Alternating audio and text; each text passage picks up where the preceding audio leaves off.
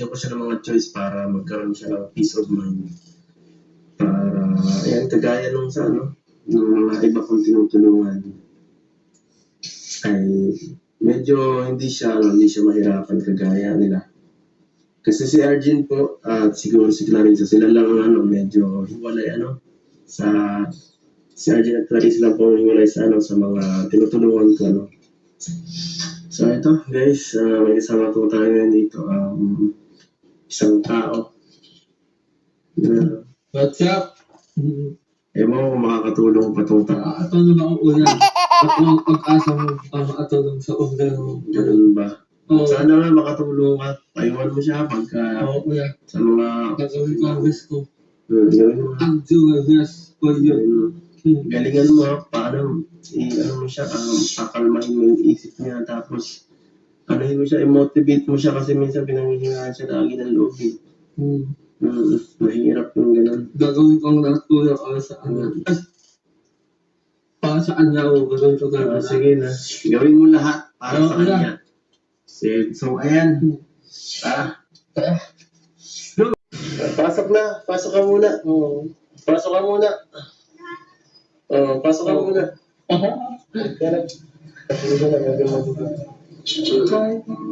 Pasok ka na muna. Ito ang kahirap, hinahanap ko. Tawata na muna magprakanta dyan. Wala sa mood. Wala kami sa mood para magpatawa ka. Hindi hira ka talaga.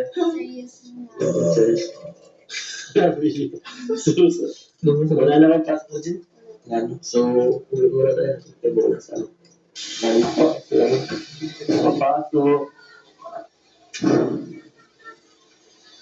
Papasok tayo. Ay, grabe. Linis ka muna kaya. Linis ka na muna. Grabe. Ito naman tayo dito, guys. Para sa dumay. Malas pati yan.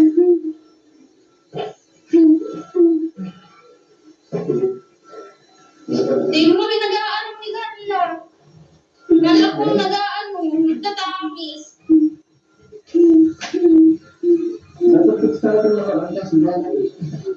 Hindi yan kaya ni perang nagapat siya.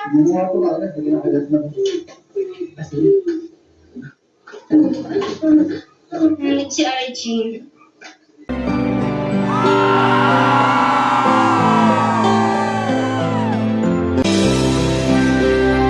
So ayan guys, good morning po sa inyo lahat. Magandang araw sa inyo lahat. Dito na nga po ako.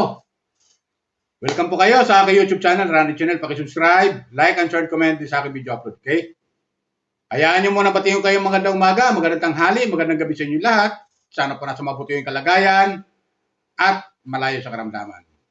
Lalong-lalo ng mga FW natin dyan sa abroad. Kumusta po kayo dyan? Saan man kayo pala ng mundo naroon?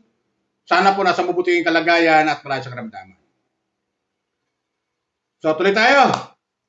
Itong video upload ko ay patungkol to doon kay Kalingap Edo at Arjun. Yung kanyang beneficiary, yung pinsan ni Carla na si Arjun. Kung bakit si Arjun ay nadala sa ospital,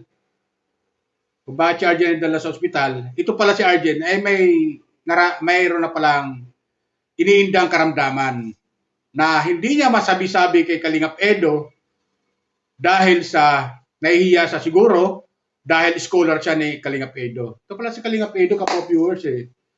Ngayon lang natin nalaman na ito pala si Kalingap Edo. Mayroon pala mga scholar to, katulad ng pinsan niya si Kalingap Rab. Shout out sa iyo ha, Kalingap Edo. Shout out sa mga viewers ni Kalingap Edo, sa sumusuporta kay Kalingap Edo. Shout out sa mga supporter, sa mga viewers na sumusuporta kay Arjun, kapo-viewers. Meron pala itong mga scholar. Kaya lang natin ito nalaman, kapo-viewers. Napakabuti ng kalooban ni Kalingap Edo. Kaya swerte talaga dito si Beyonce bilang isang kalab team ni Edo. So balik tayo. Yung pala itong si Arjun, napanood ko itong video upload ni Kalinga Pido, mga 11 days ago na, or 10 days ago, gano'n. Bago pala inatake si Arjen ng kanyang karamdaman, meron na siyang iniinda na inililihim niya kay Kalinga Pido. At ito si Kalinga Pido, nakakalata na mayroong, ano to, na parang, yun nga, sa pag-uusap nila, napag-uusapan na tungkol sa tuition fee, sa pag-aaral ni, ni Arjen. Mukha kasi yung kinukuha kasi ni Arjen, parang nursing yung kinukuha niya kasi sa uniform niya na nakaputi siya. Di natin alam. Comment lang kayo kung tama yung sinasabi ko kapo viewers. Kasi sa ganong uniforme, mga nagsusot lang niya mga ganong uniforme, mga nursing, mga mga tag dito, mga mid-tech, mga ganon kapo viewers. So doon sa pag-uusap nila, nagkausap sila ni Kalinga Pido at saka si Arjen. Ay nagkausap sila ng masinsinan pag-uusap. Na kung makikita natin sa pagmumukha sa mukha ni Arjen, ay meron nga siya talagang meron nga siyang yung pinagdadaanan. Masabi ang pinagdadaanan tungkol sa tuition fee niya sa school, kung paano niya matatapos yung kurso niya.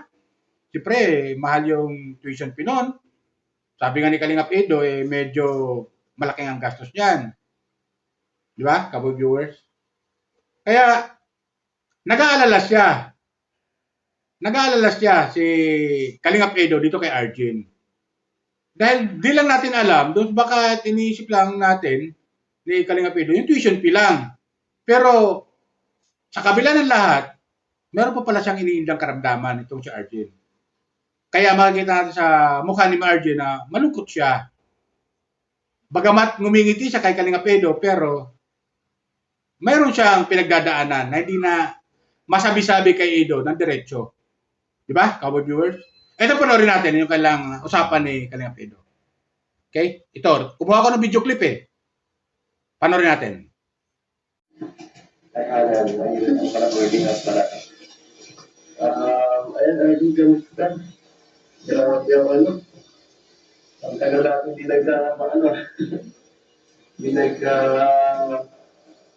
nagkakita, Pero medyo seryoso itong usapan na Ito kaya ako lang dito. Seryoso ito yung vlog ka ngayon kasi ito po si Arjen, medyo nag-worry ako kasi aalala lang para sa kanya. Kasi ito, nag-chat sa akin itong kahapon ba yung isang araw na sinabi mo na hindi ka parang ang gusto mong isabihin mo sa chat mo parang napapanuto ka sa pag-aaral. Naman. Kasi mag-iba talaga yung mga bayarin, parang gusto mo na lang magtrabaho sa susunod na taon.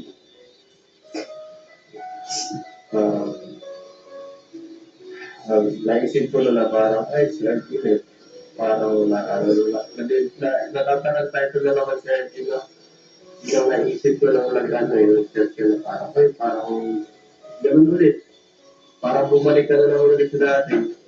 Pero naiintindihan ko naman kasi minsan.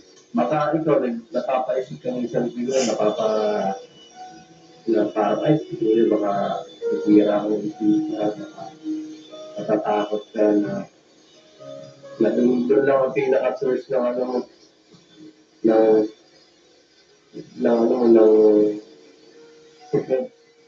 minsan. Parang gano'n pa nangyayari. Ito wala nang dito ng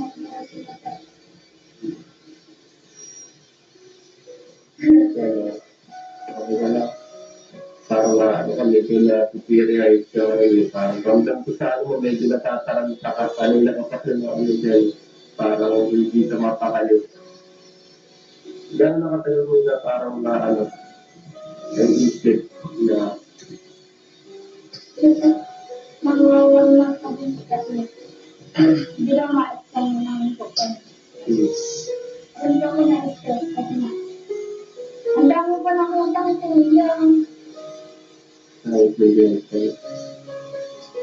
Kasi hindi rin naman ako makapag-dire-diretso ano eh. Kasi gising ka sa iyo, yun nga.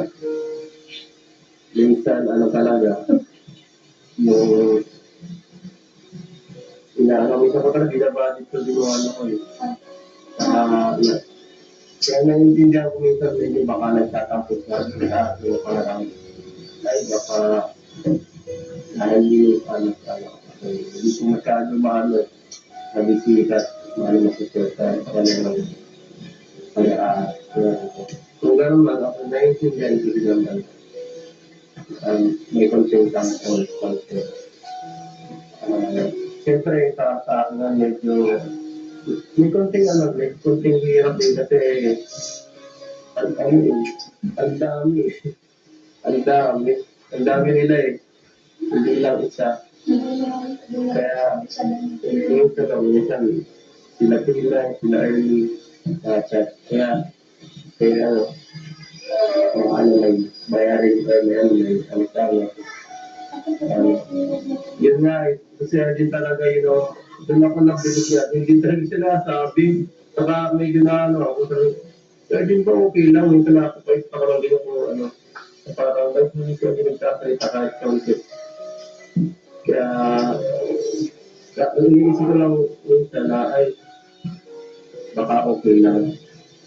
Kaso nung nagano ka talaga pa ako naman na, natakot na ako doon. Yun nga. Saka nung nakaraan din talaga, gawa rin ng schedule, hindi ako makabalik talaga kasi nagkakakonflict tayo ng araw eh. Dapat pa sana ako magpunta. Sinabi nung kung paano, kung magpapatuloy ko ay at magpapano. Mag-stop din. Naghihirap magdalas salita. Gusto ko ito rin kung hindi ka magano. Kung kung nahihirapan ka talaga magano, sa creativity lang kita. Kung matatakot ka dahil sabi nila. Pwede kita hindi pa lang tayo. Kahit medyo simple first. Para medyo kaya-kayanin ko pa.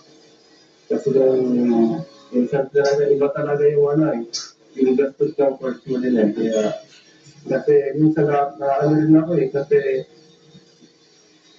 si Arvin po hindi naman sa pag-ano.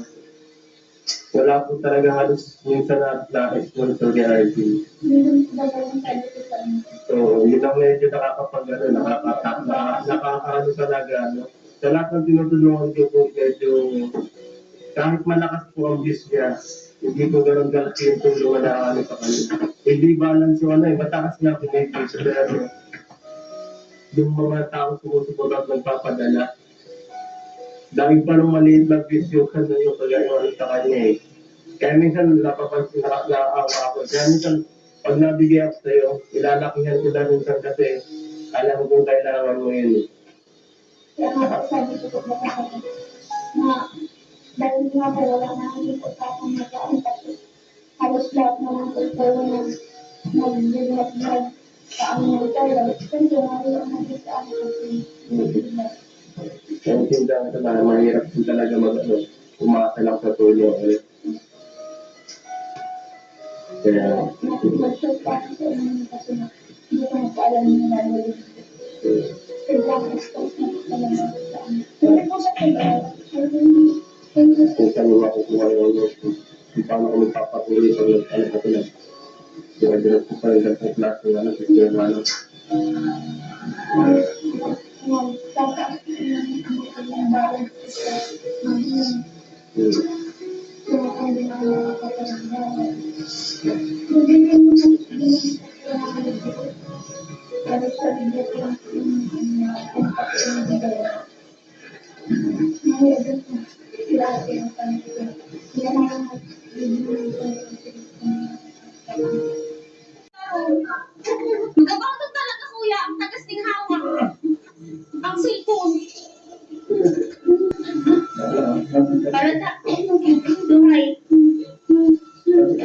Minus pati yan.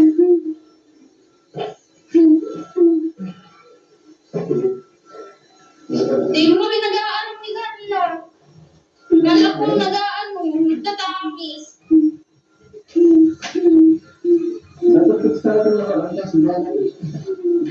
Di yan kaya ni pero magapat siya.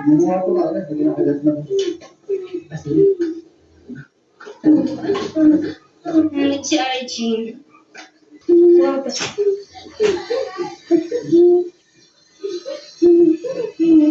yan? Kayo naman pa yan.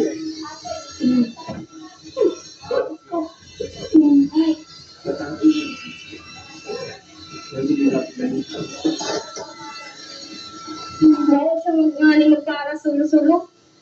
Kapag sulo-sulo ay Tali yan. Tali mo na lang ganyan. Ha? Oo. Kanan.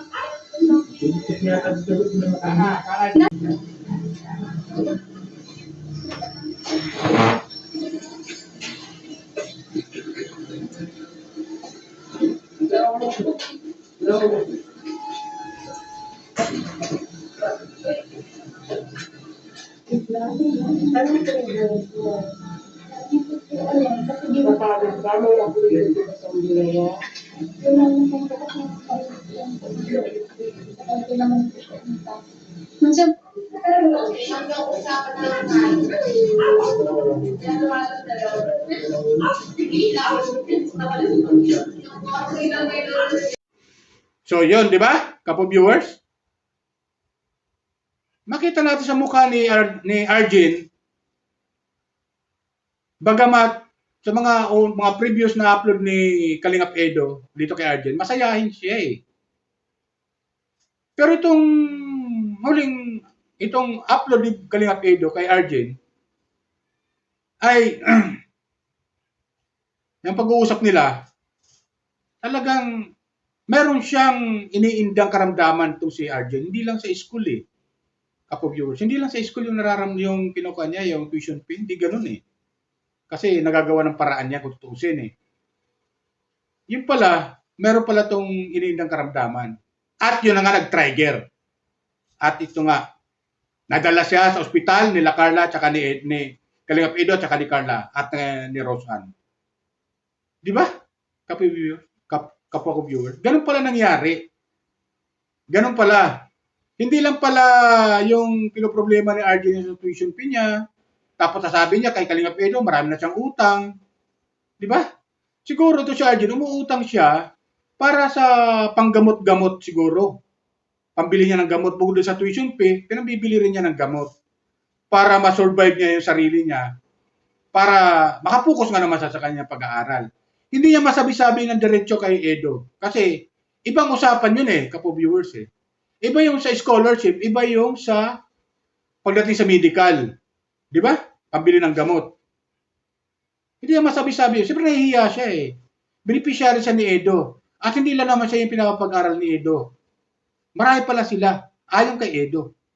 Marami pala silang pinapag-aral ni Edo, ng scholar. At ayon nga ni Edo, kakaiba itong si Arjen doon sa mga scholar niya na pinapag-aral niya. Hiwalay, kung tawagin ko, sabi ni Arjen, ni Kalingap Edo. Dahil nga itong si Arjen, college na nga at doon nga sa suot yung uniforme, ay talagang mabigat yung kurso kinukuha niya. Nursing, kung nursing man, kung medtech man yan. Di ba? Or pharmaceutical. Ano basta ganun eh, mga ganun uniforme. Ganun ang mga alam ko sa uniforme, ganun, nakaputi. So mabigat-bigat nga naman tuition fee dyan. Eh, ayaw kay Kalingap Edo, wala nagbibigay ng sponsor, wala ganong nagbibigay kay Arjen na sponsor.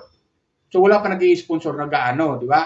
Bagamat meron, pero hindi ganong karami yung nagbibigay na sponsor kay Arjen. Kaya siyempre si Edo, kunti lang naman yung kinikita niya sa pagbablog niya. Pero nandito na to eh. Napasubo na siya. Paninindigan ni Kalingap Edo yung pagtulong niya kay Arjen bilang isang scholar. Di ba ganun yun? Kasi nga itong si Kalingap Edo talagang mabuti yung kanyang kalooban.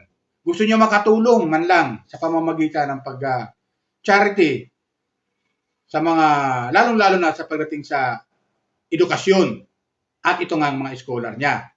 Kasama ito si Arjen. Di ba? So nakaka-proud to si Edo, si Kalingap Edo. Shoutout sa iyo, Kalingap Edo talaga. Shoutout sa iyo. Shoutout kayo Bal, Kalingap Rab, shoutout sa inyo. At Edna, Ate Jack, shoutout sa inyo. At sa lahat ng sumusuporta ng Kalingap, shoutout po sa inyo. At welcome po kayo sa aking YouTube channel. At mag-subscribe lang po kayo, like and share and comment dito sa aking video upload. Comment ko dito sa video. Patungkol dito kay Edo at saka ni Arjen. Kaya pala ganun. Meron na pala itong nararamdaman si Arjen na hindi niya masabi-sabi, inililihin niya kay Edo kasi nga naman, baka lalong mabigatan si Edo.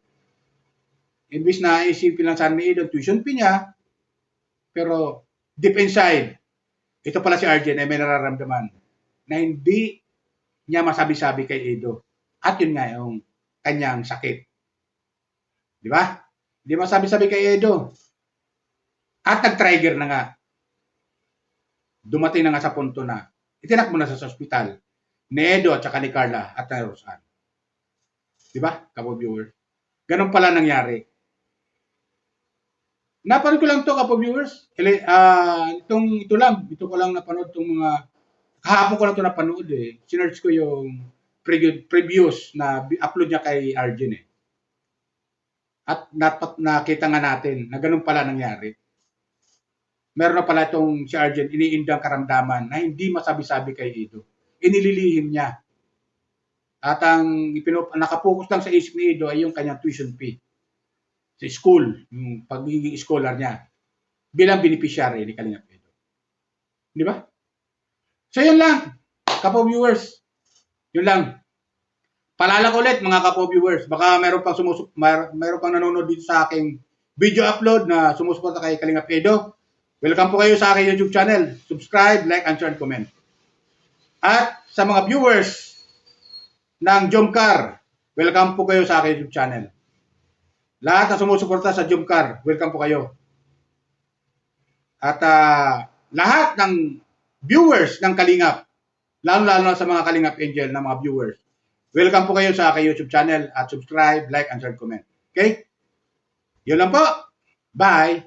Ingat po tayo lagi. Pagpalain po tayo ng pumikapan.